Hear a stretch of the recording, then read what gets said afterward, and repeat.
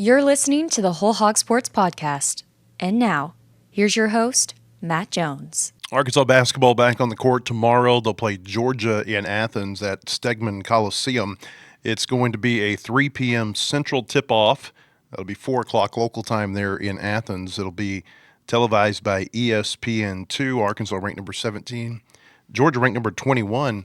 Both of these teams, I don't know if I would say that they're going in opposite directions, but certainly the way the midweek went, you've got one team coming in that's probably feeling a little bit better about itself in Arkansas, and you got a team in Georgia that I wouldn't go so far as to say they're reeling, but I think they're starting to kind of feel the reality of what everyone has said about this team, which is that once they get to the SEC, things will be a little bit more difficult. Georgia has lost 2 of its last 3, including in the midweek, when Ole Miss beat the Bulldogs.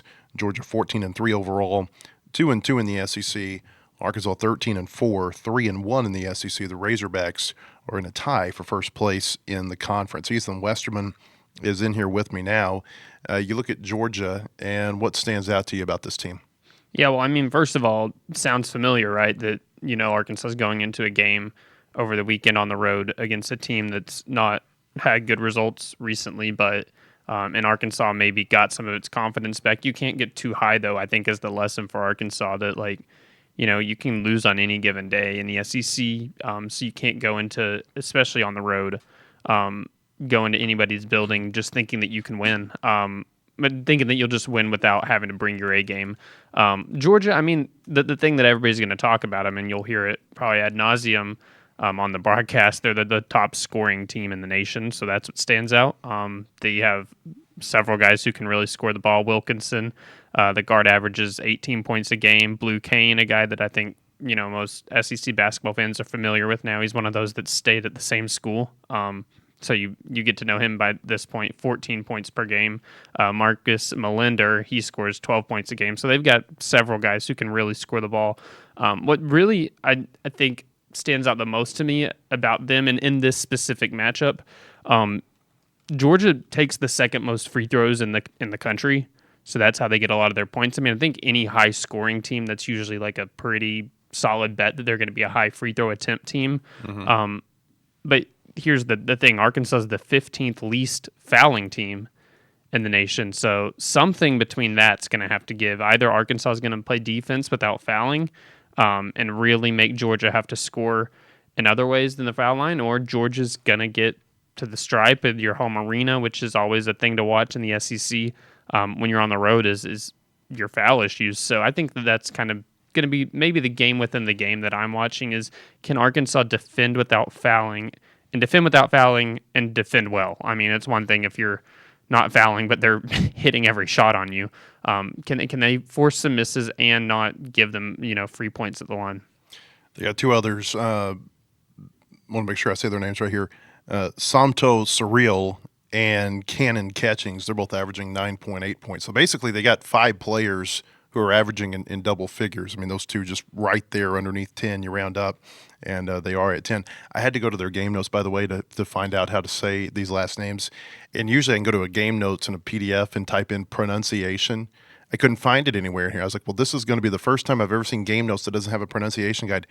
It's got one. Their pronunciation guide is labeled like this: PRO-NUN-SEE-SHUN-GUYD. So they actually they pronounce pronunciation. That's funny. I've never seen anything like that before. Well, this is definitely the center that you mentioned. You need the pronunciation guide for him. He's from Nigeria, and he's a 6'11", 260. I mean, this is a big dude. I'll be curious to see how the Arkansas front court fares against him, because he is a guy that, it's one thing to have size. It's another thing to have size and production, and he has both, I think, with 10.6 rebounds a game. So something to watch there for sure. Mike White's their coach, and he's been around the SEC for a long time. He and John Calipari have coached each other or against each other who knows how many times between Arkansas and Georgia and Kentucky and Florida. How much do you think that familiarity, like when you're preparing for a team, how much do you think being familiar with what a coaching staff likes to do goes into it? It definitely does I think to an extent, I do think that this year, Mike White, it seems like they're doing some different things too. Like, I mean, they're pressing a lot. It seems like maybe he's a coach who's tried to, things they haven't been bad for him. It's just kind of felt, correct me if you feel differently about it. I feel like Mike White's coaching tenure, it just feels very stale to me. And he's kind of maybe the type that. Well, he got out of Florida before, ahead of the posse. Yeah. So I feel like it's one of those deals where he's maybe at this point trying to maybe adapt more to like what can we do with this specific roster to get an advantage, and so they're pressing and stuff a lot more. So I mean it goes into to an extent, but I mean any good coach is going to dictate how they scheme stuff in a year based on their specific roster that year. If you can't do things that you did 3 years ago whenever you had different athletes than you do this year. So I expect they'll look, I mean, I'm not used to Georgia being this high scoring team or any Mike White team just being like what they're doing right now. Obviously who they've played plays a factor into it, but you can't ignore the numbers that they've put up. You and I think, have talked about this before. Stegman Coliseum might be the darkest arena in the SEC. Grungy. But how does that affect, like if you're a shooter, your backdrop? I mean, I think it definitely can. I think that the Georgia players, it probably can. I mean, it's one thing if you've been shooting in an arena like that for a long time, but I go back to like several experiences in the past where I've just seen like, this is a small thing, but I went to a WBIT game at Tulsa, and I don't know if you've ever been to Tulsa's arena. It is dark in there. And it just was like Tulsa was just shooting lights out, and you could just tell that the backdrop was affecting the Arkansas. Like, they just could not buy a shot. And I was like, I feel like it has something to do with it. I feel like it's one of those things that you just have to adapt really quick and in your shoot around, take it pretty serious, just trying to, I don't know, focus on how to shoot in that arena. But I do think it's funny that like Georgia, that arena, it just like you can tell through the TV just how weird the lighting is in there. So I don't know. It'll be interesting to see how Arkansas fares there. I want to go back to the center I was talking about. I just did a real quick look at his game, kind of his game log. I actually think, a game within the game too is if Arkansas's bigs limit him from scoring, you look at their games that they've won and they've lost. It's almost like how, people were reviewing Trevor Brazile there for a little bit, which I don't know if it's like, I still think Trevor Brazile is an X factor for the team with how he plays, dictates a lot of time how Arkansas looks, but this guy's the same way. I mean, he scored 18 against South Carolina. They won that game. He scored 15 against Auburn. They won that game. Their losses in SEC, 2 points against Florida. He had 7 against Ole Miss. I just think that when he gets in double figures, that's a real recipe for them. You're talking about Surreal. Surreal, yeah. The 6'11" center. So I think that, maybe watch and see how he's doing tomorrow. If Arkansas can take him out of the game a little bit and make it kind of a, the guard show for Georgia. I mean, I'll put Arkansas's guard play up against pretty much anybody in the nation right now as far as like going blow for blow. I think whenever the bigs for another team have their way, that Arkansas gets in some trouble. I want to go back to the South Carolina game a couple of nights ago or 3 nights ago. How long that guy? I don't know. Haven't slept much.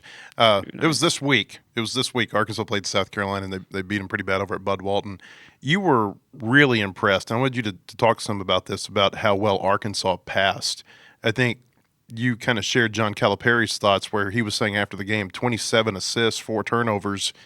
I don't know that I've ever seen anything like that. And then for Acuff to have 13 assists with no turnovers was awfully impressive. I really just don't know if like, maybe I have seen it. I've watched a lot, like basketball's been my favorite sport since forever, and I've watched a lot of games. I just don't remember off the top of my head 27 and 4. And honestly, I think that they had 3 turnovers before they cleared the benches and maybe had a turnover in there. Like it was not a fluke, like how good of a game they had as far as just protecting the ball.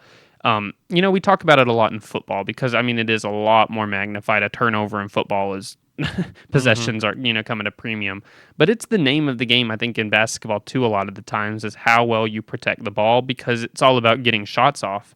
I think a lot of times when you look at final box scores, the team that had the most shot attempts. I get it. I mean, if you just shot terrible and have more shot attempts, that doesn't do too much for you. But let's say that a team has a 15 to 20 shot differential, that really impacts the game a lot. In Arkansas, it's not only that they were not turning the ball over the other night, they were turning a South Carolina team over that had been pretty good at not turning it over. I think they led the SEC in like fewest turnovers during the game, like nine or 10 a game, just really good. And so Arkansas got a lot of more shots than them through that, through protecting the ball, and then the assists were just, I don't know. They just were moving the ball well, finding guys, and things looked pretty easy for them. But overall, I think that's the type of game that you just you take how Arkansas played against South Carolina, and I get it. Opponent has a lot to do with it. Arkansas had a lot to do with it. It kind of felt to me like a situation of like that's how good Arkansas can be. This is how bad South Carolina can be. And I think that if you're Arkansas, you're like, if we could just play like that, who cares who's on who you're playing against? That's you at your best, for the most part.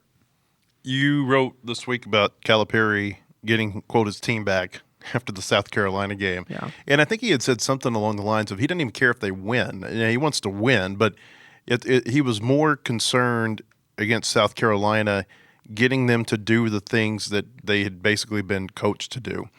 And so I would think that for him, not only that happening, but then being able to beat South Carolina the way they did, he's got to be feeling pretty good about things. Yeah, I was kind of joking that, it's not that he got his team back, and then it's almost like he got a different team too. He got a better version of his old team. I mean, it just like was one of those, games that, fans love to watch and coaches wish that they could, do over and over again, where just things are just all going right. I mean, guys are making shots.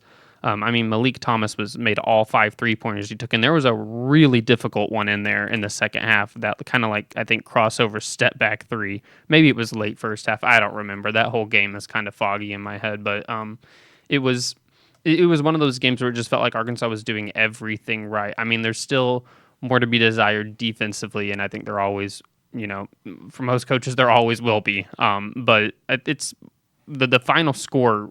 Like South Carolina finished with 74, whatever. I mean, Arkansas had a pretty good defensive game too, because a lot of those points came with the, your end of the bench. And I just think it was one of those games that Cal got. Not only he got his team playing back to how he knows they can play, and he thinks that the team they can be. He got them, even a sharper version than maybe before that loss at Auburn. Because and he's mentioned this last week on his radio show that he said the Auburn game started second half of Ole Miss. He said that's when that started, was whenever we got up by 17 or whatever and got complacent. And Ole Miss, they make a 3-pointer in transition on a 3-and-1, which I don't know why they took a 3. But if he makes that and it's a 1-point game, who knows how that one ends. Calipari said that that's whenever his team, when it started. It wasn't actually at Auburn. It was that second half at Ole Miss. We want to tell you about our friends at Bentonville Glass. They've been serving their community since 1971. They're committed, professional, and versatile. You can come by and see them at 507 South Main in Bentonville or online, bentonvilleglass.com. Highest glass market need, or the highest quality products for your glass market needs. Big weekend here in Fayetteville in terms of just a lot of stuff going on. We talked about basketball, Arkansas and Georgia on Saturday. That game's going to be down in Athens. Here in town, you've got baseball scrimmages beginning, the first preseason scrimmages for the baseball team over at Baum-Walker Stadium Friday and Saturday. It's going to be awfully cold, but they're going to be out there getting their work in. You got the Arkansas Invitational over at the Randall Tyson Track Center tonight. The indoor Razorback track teams getting in action for the first time this season. No women's basketball this weekend, and I'm sure they're probably okay with that after what happened last night against Missouri. They got, this is a Missouri team that had not won an SEC game until last night, and you go into it thinking maybe this is going to be the time for Arkansas to get its first SEC win, and they couldn't have started the game any worse. And you look at them, you look at the rest of the league, and there just aren't a whole lot of opportunities, it feels like, for wins. And I would think that to lose to Missouri that way had to be pretty discouraging. Yeah, and they played terrible, especially in the first quarter. They had good, resolve to make it a game into the first half. Like they were down, I think it was 25-6, which are like 62 seconds into the second quarter. They're down 19. They could not shoot. they couldn't really defend. Like I was like, what are y'all doing well? But they did a good job to make it a game by halftime. They had it within 10 early third quarter, and you're like, okay, do they have another push in them? And then the floodgates open. Missouri goes on a big run, ends up winning by a really lopsided score. If you're Arkansas, I think it's one of those deals where I still do think when Missouri comes here, because that's they in women's you have one opponent you play home and away each year, and Missouri is there. That's a really good opponent to have, is that because I do think they're beatable still. You just can't play how you did in the first quarter or how you did in a lapse in the third quarter. And getting them on your home court, it's one of those games that they got beat by a really big margin last night, but I still think they could beat them in Bud Walton later in the year. But I mean, yeah, the opportunities are very few and far between. I think their next one actually could be a game that they have a chance. I know Georgia's 15-3 next Thursday though, but Georgia's been kind of suspect in a few of its games. But then again, it's like I don't feel confident about them beating anybody. They have chances, but I'm not confident. Something I thought about as I was thinking about women's basketball. You remember softball, Courtney Deifel's first year? They went 1-23 in the SEC, which was the exact same record they had the year before under their previous coach, Mike Larrabee. But when you talk to people looking back on that season, they said they could see little things, little slivers of this is better, that is better. Are you seeing anything that's better? Because their record this year may end up being as bad or worse as what they had last year. Yeah, their overall record, I mean, it will be better this year because they have 11 wins, but their SEC record could very, very well be worse. But it's like last year's team that had 3 wins in the SEC, all 3 wins were just Izzy Higginbottom went crazy. Yeah. And just willed them to a win.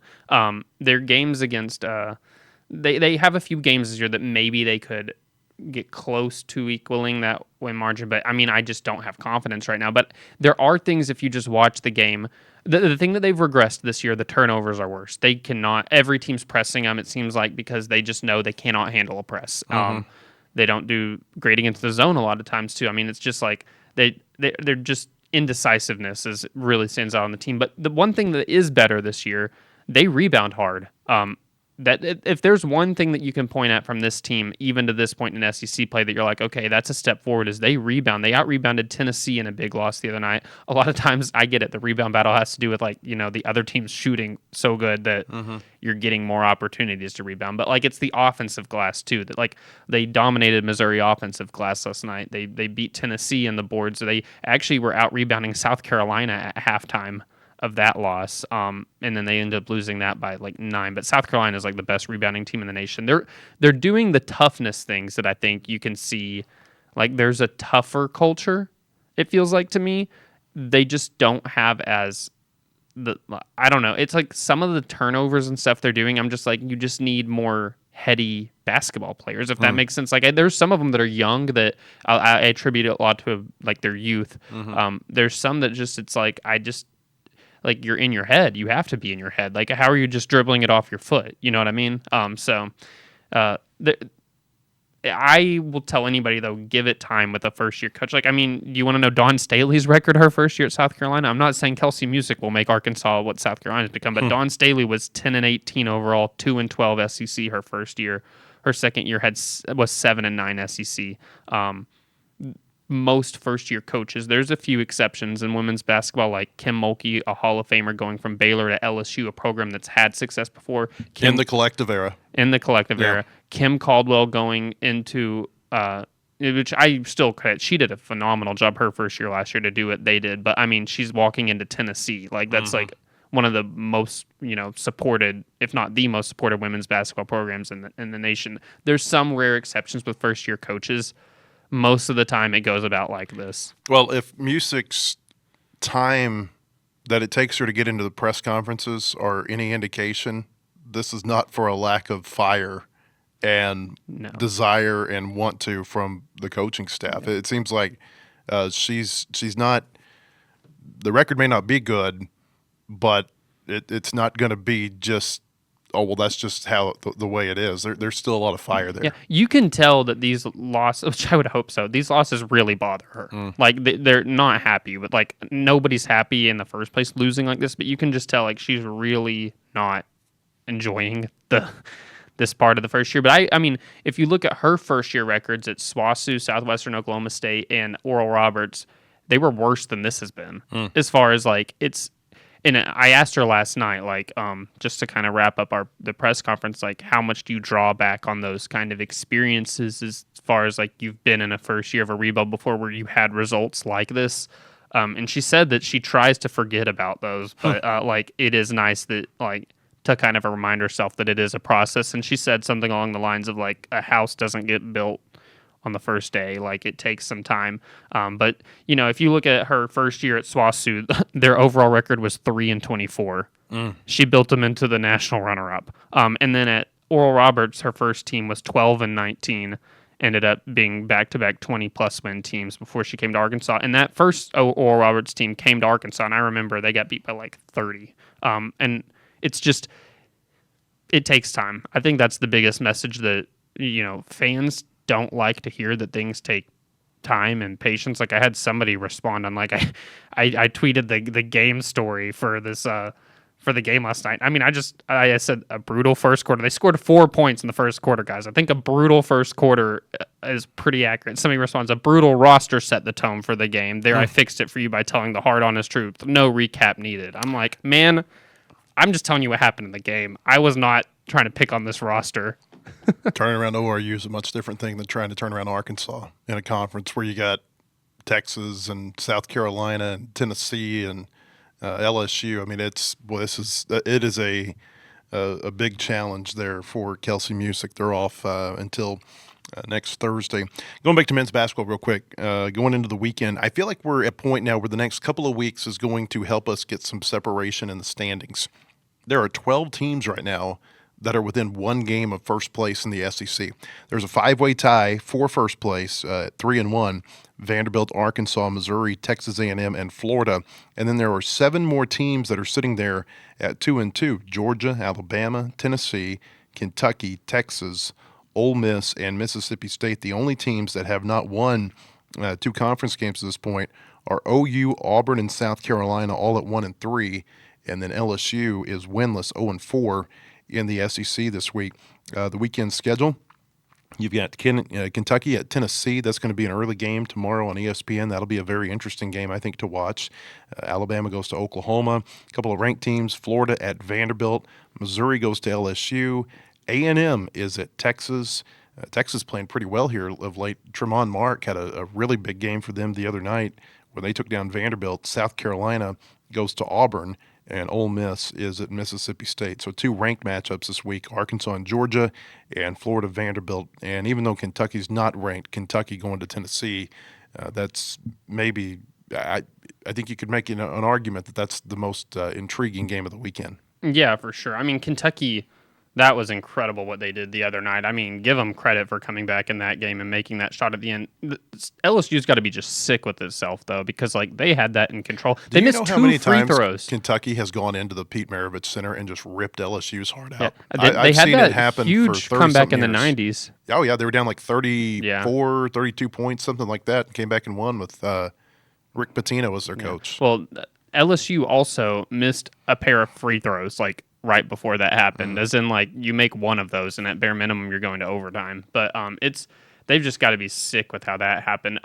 You know, we keep on repeating it, and it's true that we're early in the conference season, but this is the time of year where if things aren't going how you need them to, it can start to feel late. I mean, ask Arkansas last year. How did it feel when they're sitting 0-5? Things felt pretty late early. I think that we're at that point where you can start to see what teams are going to be here to stay.